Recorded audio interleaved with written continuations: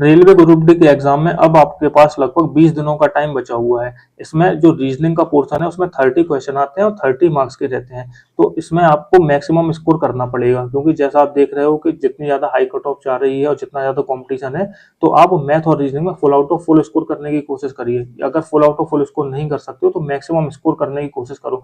जैसे कि इसमें रीजनिंग 30 मार्क्स की आती है, 30 क्वेश्चन आते हैं, तो 30 में से मिनिमम तुम्हें 26-27 क्वेश्चन का तो टारगेट रखना ही पड़ेगा। ये मैं मिनिमम बता रहा हूँ। मैक्सिमम तो तुम 30 क्वेश्चन का भी टारगेट रख सकते हो, जैसे कि मैंने भी मैथ और रीजनिंग में full out of full score किया हुआ है, रेलवे ग्रुप डी के एग्जाम में भी या फिर रेलवे टेक्नीशियन के एग्जाम में भी। तो वो तुम भी अचीव कर सकते हो। बस तुम्हें क्या करना है, एक सही डायरेक्शन में तुम्हें अपनी प्रिपरेशन को करना है। अब तुम्हारे पास ज्यादा टाइम बचा नहीं है, इसलिए अब तुम नई चीजें बिल्कुल भी नहीं सीखो। जो जितना तुमने पढ़ रखा है उसी को तुम्हें रिवाइज करना है। तुम कैसे रिवाइज करोगे? सबसे पहले तुम्हारे पास हैंड रिटन कोई ना कोई नोट्स होंगे, तो उन नोट्स को तुम सबसे पहले रिवाइज करो। रिवाइज कैसे करोगे? एक बार तुम गो थ्रू हो जाओगे, तो अगर एक बार गो थ्रू हो गए तो फिर 2 बार रिवाइज करो, 2 बार रिवाइज हो गया तो फिर तीसरी बार रिवाइज करो। लेकिन नई चीज कुछ भी मत सीखो। ये तो तुमने कॉन्सेप्ट रिवाइज कर लिए, जो भी तुम्हें रीजनिंग में शॉर्ट ट्रिक वगैरह है या फिर कॉन्सेप्ट है वो तुमने रिवाइज कर लिया अपने नोट से। उसके बाद फिर तुम्हें करनी है क्वेश्चन की प्रैक्टिस। अब क्वेश्चन की प्रैक्टिस तुम कैसे करोगे? तुम्हें केवल सेक्शनल मॉक लगाने हैं। रीजनिंग के तुम सेक्शनल मॉक लगाओगे, तो सेक्शनल मॉक कौन से लगाओगे? जो रेलवे ग्रुप डी के प्रीवियस ईयर में जो एग्जाम हुए थे उनके क्वेश्चन को तुम सॉल्व करोगे सेक्शनल फॉर्म में।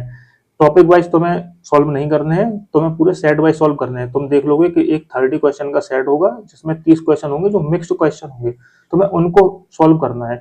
एक तो तुमने ये सॉल्व कर लिया। अब तुम्हें ऑफलाइन प्रैक्टिस करने की कोई ज्यादा जरूरत नहीं है कि तुम बुक से प्रैक्टिस कर रहे हो। अब इतना तुम्हारे पास टाइम नहीं है, तुम तो केवल ऑनलाइन प्रैक्टिस करो। अगर तुम एक सेट सॉल्व कर सकते हो तो एक सेट सॉल्व करो। अगर तुम्हारे पास ज्यादा टाइम है तो 2 सेट, 3 सेट, जितने भी तुम्हारे पास टाइम है अकॉर्डिंग टू योर टाइम, तुम 3 या 4 सेट भी सॉल्व कर सकते हो दिन के। अगर तुमने 3 सेट भी सॉल्व किए 30-30 क्वेश्चन के, तो 90 क्वेश्चन तुम्हारे ये हो गए। जब तुम 3 सेट सॉल्व कर लोगे फिर तुम उनको एनालिसिस कर लो, या फिर इससे पहले भी तुम मॉक टेस्ट देते होगे तो उनका तुम एक बार जो एनालिसिस का पोर्शन होता है तुम उसको देख लो।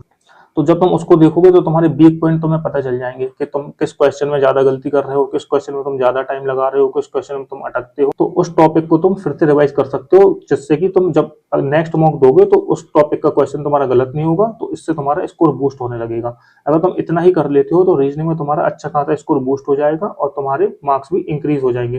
दोस्तों, अगर वीडियो पसंद आई हो तो वीडियो को लाइक कर देना और मेरे चैनल को सब्सक्राइब जरूर कर लेना। और अगर तुम्हारा कोई भी डाउट है तो कमेंट में पूछ लेना, तो मैं तुम्हें बता दूंगा।